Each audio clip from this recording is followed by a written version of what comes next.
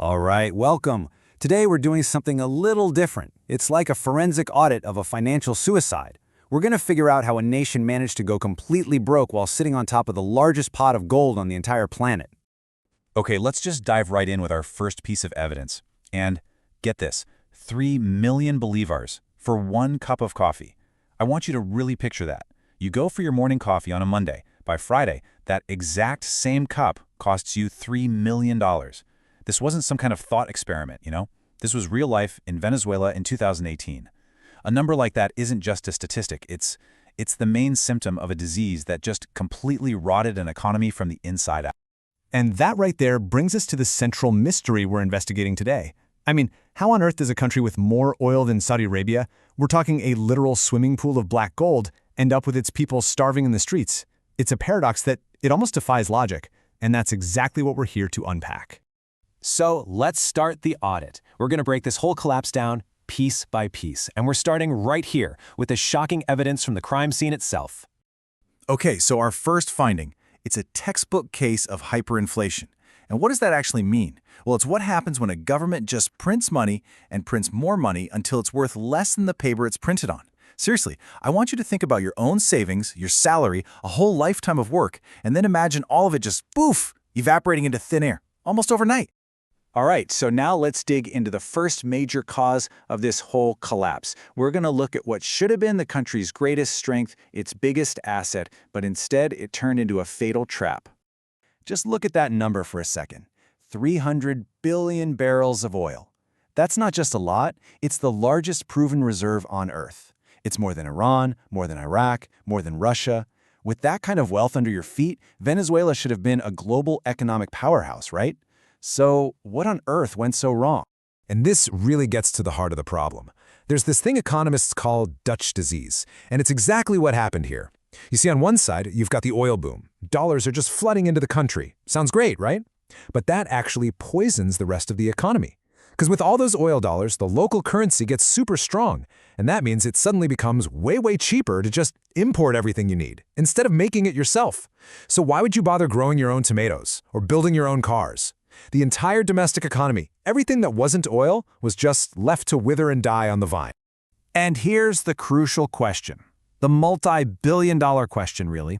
When the oil money finally started to dry up, thanks to mismanagement and falling prices, and all those farms and factories were long gone, what was left? I mean, it's a simple check, right? Can you eat oil? Nope. The country had literally forgotten how to feed itself. Okay, let's move on to our next exhibit, because this is where a really bad situation was intentionally made catastrophic. Believe it or not, this wasn't just an accident. This was sabotage. Yeah, this quote really says it all. The speed of the destruction was just breathtaking. The government's approach to its state-owned oil company, its only real source of income, it went way beyond simple mismanagement. It was a systematic, deliberate dismantling of their most valuable asset. It really wasn't just killing the golden goose. It was deep frying it. So how'd they do it? Well, here's the simple 4-step recipe for total disaster. Step 1, fire the experts. In a huge political purge, they got rid of thousands of experienced engineers and managers from the state oil company PDVSA. Step 2, install political loyalists.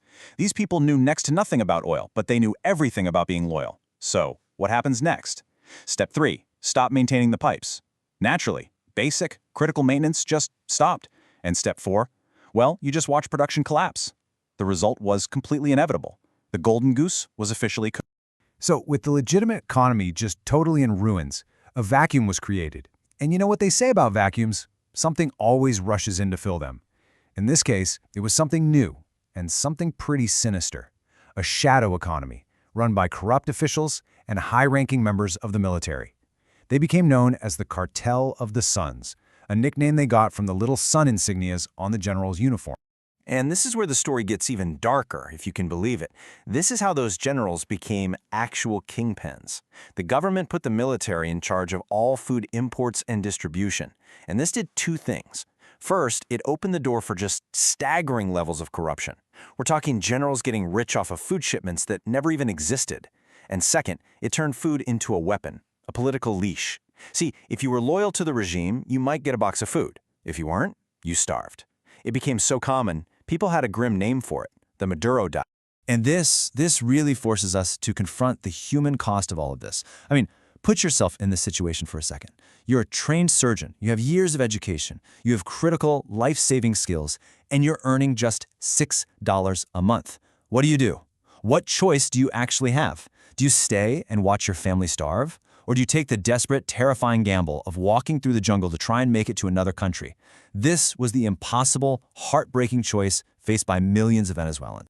So, after looking at all the evidence, the insane hyperinflation, the curse of the Dutch disease, the deliberate sabotage of the oil industry, and the state-sponsored corruption, our little forensic audit here arrives at its final and pretty somber conclusion.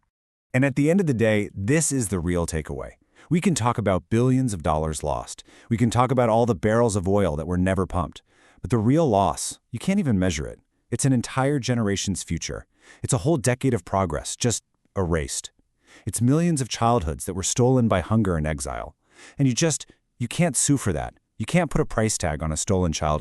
And that leaves us with this final question. Because when a nation self-destructs, who really pays the price? In any financial suicide, the people who architect the collapse, they rarely pay the ultimate price. No. That bill always gets passed down to ordinary people. The story of Venezuela is just a chilling lesson for any nation that's blessed with natural resources. It shows that all the wealth in the world, buried underground, it means absolutely nothing if competence, foresight, and just basic humanity are missing from the halls of power.